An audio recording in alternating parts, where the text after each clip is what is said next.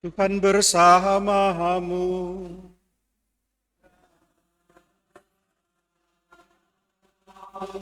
Inilah Injil suci menurut Markus.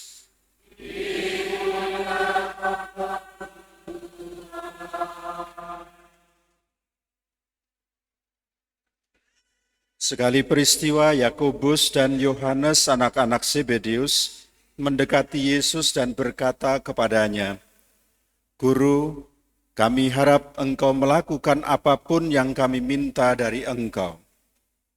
Jawab Yesus kepada mereka, "Apa yang kamu kehendaki aku lakukan bagimu?" Mereka menjawab, "Perkenankanlah kami duduk dalam kemuliaan-Mu kelak, seorang di sebelah kananmu dan seorang lagi di sebelah kirimu." Tetapi kata Yesus kepada mereka, "Kamu tidak tahu apa yang kamu minta. Sanggupkah kamu meminum piala yang harus aku minum dan dibaptis dengan baptisan yang harus aku terima?" Jawab mereka, "Kami sanggup." Yesus lalu berkata kepada mereka, "Memang kamu akan meminum piala yang harus aku minum dan akan dibaptis dengan baptisan yang harus aku terima. Tetapi hal duduk di sebelah kananku atau di sebelah kiriku, aku tidak berhak memberikannya. Itu akan diberikan kepada orang-orang yang baginya hal itu telah disediakan." Mendengar itu, ke-10 murid yang lain menjadi marah karena Yakobus dan Yohanes. Lalu Yesus memanggil mereka dan berkata, "Kamu tahu bahwa mereka yang diakui sebagai pemerintah bangsa-bangsa bertindak sebagai tuan atas rakyatnya, dan para pembesarnya bertindak sewenang-wenang atas mereka. Tetapi janganlah demikian di antara kamu. Siapa saja yang ingin menjadi besar di antara kamu, hendaklah ia menjadi pelayanmu. Dan siapa saja yang ingin menjadi yang pertama di antara kamu, hendaklah ia menjadi hamba untuk semuanya. Karena Putra Manusia pun datang bukan untuk dilayani, melainkan untuk melayani, dan untuk memberikan nyawanya menjadi tebusan bagi banyak orang." Demikianlah sabda Tuhan.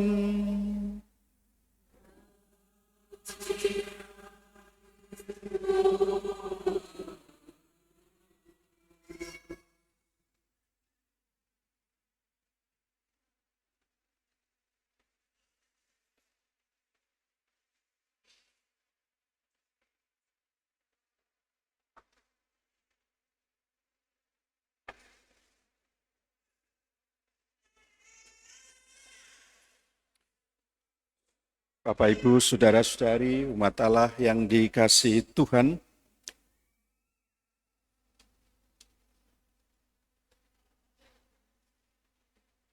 saya mulai dengan sebuah cerita untuk kita refleksikan tentang kepemimpinan rohani. Ketika ada seorang imam muda yang diangkat menjadi seorang uskup, teman-teman dekatnya membujuk dia untuk membuat tindakan-tindakan simbolis. Kalau kemarin Paus datang ke Indonesia, tindakan-tindakan simbolisnya jam tangannya harga 200.000. Mau pakai kendaraan yang umum dipakai oleh rakyat Indonesia. Tidak mau tinggal di hotel mewah, pesawatnya komersial. Ini simbolis. Dan memang secara konsisten Bapak Paus kita menampilkan yang sederhana. Nah, usulan teman-teman uskup muda ini juga maunya seperti itu, membuat tindakan-tindakan simbolis yang menunjukkan bahwa dia mau menjadi uskup pelayan, bukan uskup pejabat. Ini bukan Monsinyur Vincentius ya. Tindakan-tindakan simbolis itu disarankan antara lain supaya katedralnya dibuat sederhana, supaya tongkat dan salibnya itu dibuat dari kayu saja, jangan berlapis emas. Lalu supaya dia meninggalkan istananya untuk dijadikan rumah pembinaan saja, dan dia boleh tinggal di komunitas para imam dan seterusnya dan seterusnya. Pendeknya yang diusulkan teman-teman dekatnya itu supaya dia menjadi uskup pelayan.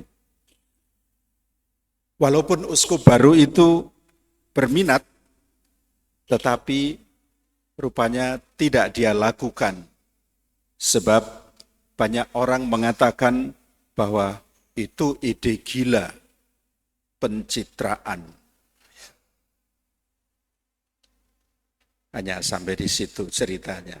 Untuk kita renungkan betapa yang disebut pemimpin bangsa, pemimpin masyarakat kebanyakan sangat berbeda dengan kepemimpinan rohani, kepemimpinan Kristiani. Kalau kita mendengarkan sabda Tuhan dari ketiga bacaan, kita bisa melihat dari kitab Nabi Yesaya bacaan pertama, kita bisa menyimpulkan bahwa di sana ada ide berkorban demi sesama. Sedangkan surat kepada umat Ibrani dalam bacaan kedua memunculkan ide bahwa solidaritas terhadap sesama harus menjadi konteks hidup kekristianian yang perlu terus diwujudkan. Sedangkan dalam Injil yang baru saja kita dengar berbicara tentang pelayanan bagi sesama. Nah, ketiga-tiga bacaan ini yang diwartakan gereja pada Minggu Biasa ke-29 memperlihatkan kepada kita bagaimana kita sebagai sesama makhluk itu harus bersikap, hidup dan berbuat satu terhadap yang lain, khususnya mengenai paham kekuasaan, terutama di dalam surat kepada umat Ibrani dan Injil Markus. Yesus menunjukkan bahwa sikap dan perbuatan kita terhadap sesama bukanlah berupa penguasaan, melainkan satu pelayanan. Kita masing-masing diangkat martabat kita menjadi pemimpin dalam konteks pemimpin dalam diri, pemimpin dalam kelompok, dalam keluarga, dalam gereja, supaya kita sungguh-sungguh memiliki spiritualitas melayani. Maka Yesus mengatakan dalam Injil, barang siapa ingin menjadi besar di antara kamu, hendaklah ia menjadi pelayanmu, melayani. Dengan demikian, sebetulnya yang perlu kita lihat adalah tema dalam konteks pewartaan ini, temanya berani melepaskan diri. Menjadi pemimpin, kalau kita tidak berani meninggalkan atau melepaskan diri dari egosentris kita, maka kita bisa menjadi pemimpin pejabat.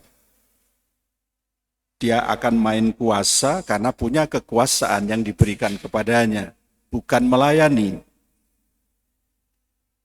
Betapa indahnya dan mengagumkan isi kutipan surat kepada umat Ibrani tentang Yesus sebagai imam agung. Imam agung yang berani melepaskan keagungannya untuk melayani.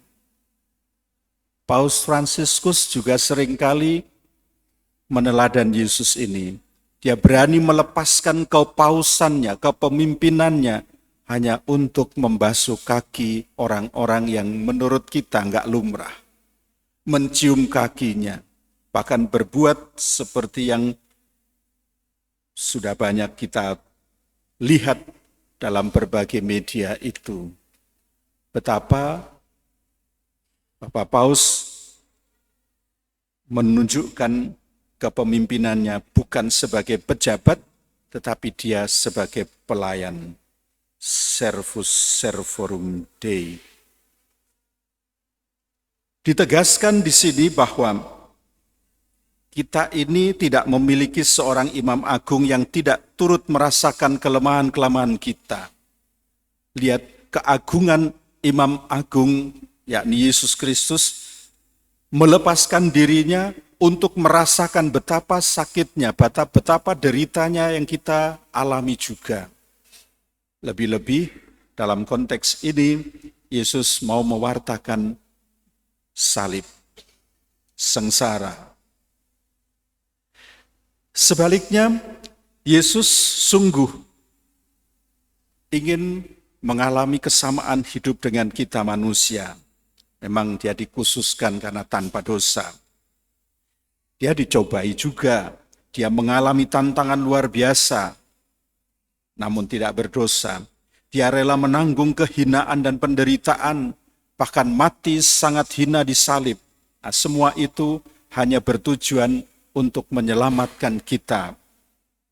Ia memasuki nasib kita, agar kita bersama dia dapat diangkat kembali menjadi ahli waris surgawi. Saudara-saudara yang terkasih, sudah sampai 3 kali dalam perjalanannya ke Yerusalem, Yesus mengatakan kepada murid-muridnya bahwa ia akan menderita dan selanjutnya akan mati dalam melaksanakan tugasnya sebagai Al-Masih. Namun sebagai manusia, ternyata murid-muridnya tidak menangkap apa yang ditegaskan oleh Yesus itu. Mereka masih berpikir secara manusiawi. Lumrah kalau kita punya jabatan, pengen kedudukan, pengen gaji tinggi, dan seterusnya kan. Lumrah, baik. Tapi jangan lupa bahwa kepemimpinan yang dimaksudkan adalah hendaknya kita saling melayani. Bahkan ini yang mengecewakan banyak murid, 10 murid yang lain, meskipun mungkin mereka juga pengen mengatakan hanya tertunda, yang berani Yakobus dan Yohanes untuk mengatakan, Tuhan bolehkan nanti aku duduk di sebelah kiri dan kananmu. Membuat 10 murid yang lain marah. Marah itu berarti sebetulnya mereka juga pengen juga untuk seperti yang dikatakan oleh Yohanes. Mereka minta kedudukan terhormat di sampingnya tanpa memahami maksud. Maka latar belakang pandangan dan cara berpikir mereka tentang kerajaan Allah yang dimaksudkan oleh Yesus sangat bersifat duniawi, materialistis dan egoistis.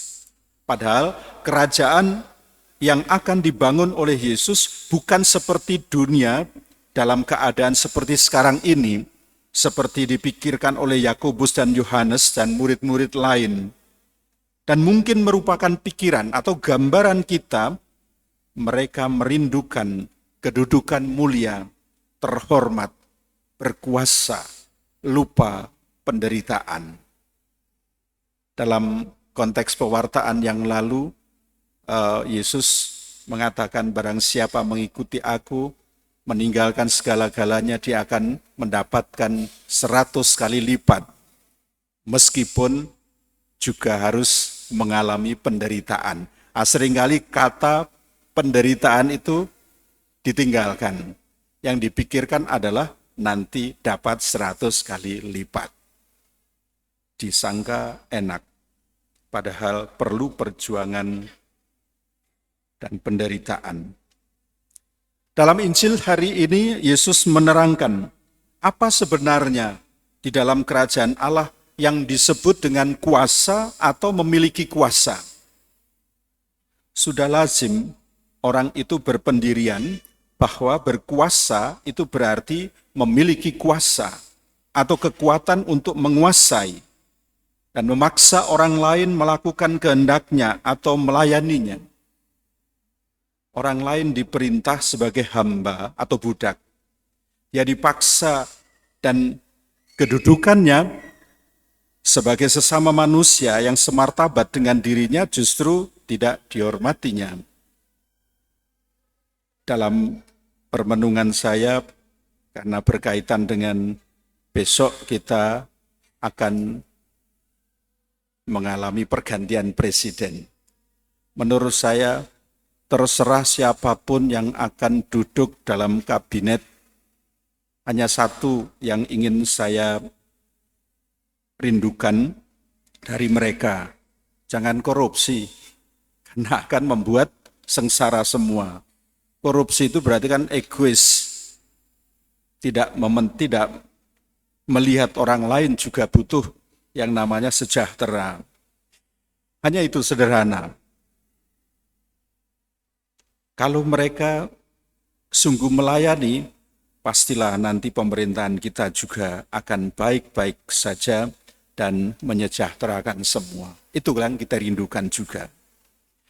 Nah, saudara-saudari terkasih, menghadapi sikap banyak orang semacam yang dialami oleh para murid dan juga kenyataan dunia ini, Yesus berkata, "Tetapi janganlah kamu berbuat demikian di antara kamu. Barang siapa ingin menjadi besar di antara kamu, hendaklah ia menjadi pelayanmu." Yesus ingin menerangkan apa sebenarnya yang disebut dengan kuasa dalam kerajaan Allah itu. Berkuasa di dalam kerajaan Allah bukan berarti memiliki kekuatan dan keinginan untuk menguasai dan mengalahkan orang lain untuk kepentingannya sendiri. Itu berarti kan tuntutannya berani meninggalkan diri supaya tidak egois. Berkuasa atau memiliki kuasa itu berarti memiliki kemampuan dan kesediaan untuk memberikan dan membangun kekuatan bagi orang lain. Bukan memanfaatkan, bahkan memeras daya dan kemampuan hidup sesama kita, tetapi justru sebaliknya menghidupkan dan menambahkan daya hidup sesama kita yang berkekurangan, supaya dapat hidup damai sejahtera. Berkuasa itu berarti juga memiliki dan menggunakan kemampuan diri untuk ikut memberikan sumber hidup kepada orang lain. Maka berkuasa juga bukan berarti menggunakan orang lain hanya untuk kepentingan dirinya sendiri, tapi semua diberdayakan. Dengan melayani, pertama-tama yang harus ada dalam diri kita, berani meninggalkan diri kita, akuisme, supaya kita tanpa memandang siapapun kita harus melayani sama. Kita semua ini sebagai orang Kristiani telah menerima daya hidup yang berlimpah dari Yesus penyelamat kita. Seperti para rasul dahulu, sekarang pun kita sebagai murid-murid Yesus juga terpanggil memiliki dan melaksanakan kuasa Yesus itu juga.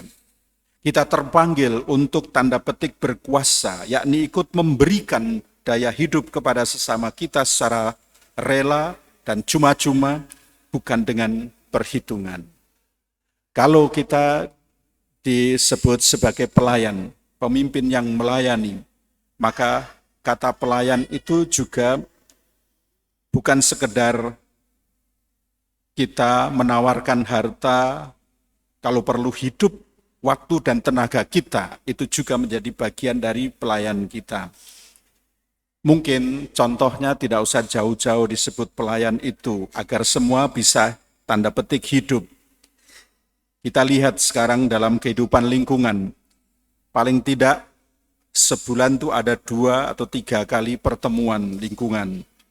Kalau kita sungguh mau melayani Tuhan dalam lingkungan itu, kita coba lihat data kehadiran kita. Hadir teruskah atau beralasan meninggalkan? Itu kita bisa lihat bagaimana kita berani meninggalkan diri untuk kepentingan banyak orang. Pelayanan juga bisa berarti mau memberi waktu bagi orang lain. Orang tua mendengarkan putra-putrinya, suami mendengarkan istrinya, istri mendengarkan suaminya, dan seterusnya. Bagian dari pelayanan. Kan ada tuh ungkapan, saya tugasnya pelayanan dalam gereja, tapi di rumah nggak saling melayani. Dan di gereja pun bingung mau buat apa.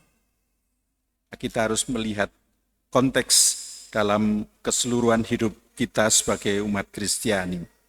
Pelayanan juga dapat berupa mendoakan keluarga, mendoakan doa umat, menjadi bagian perhatian kita. Saudara-saudari yang terkasih, pesan Injil hari ini kepada kita memang mengatakan berkuasa bukan berarti memerintah, melainkan melayani. Kita menerima Yesus dalam Ekaristi ini juga bukan hanya untuk kepentingan diri kita sendiri. Kita menerima Kristus dalam Ekaristi ini justru agar kita semakin sadar kalau Tuhan yang Maha Agung saja rela memberikan dirinya sama seperti kita dan berkorban untuk kita demi keselamatan kita. Maka mestinya semangat itu ada dalam diri kita. Makin kita rela melayani sesama dalam hidup kita. Saudara yang terkasih, Tuhan memang memanggil kita untuk melestarikan apa yang dulu telah dimulai. Melayani sesama tanpa batas. Maka semoga Tuhan memberkati seluruh usaha kita yang bersemangat melayani itu. Kita menjadi pelayan ilahi dengan berkat kudus-Nya. Tuhan memberkati kita semua.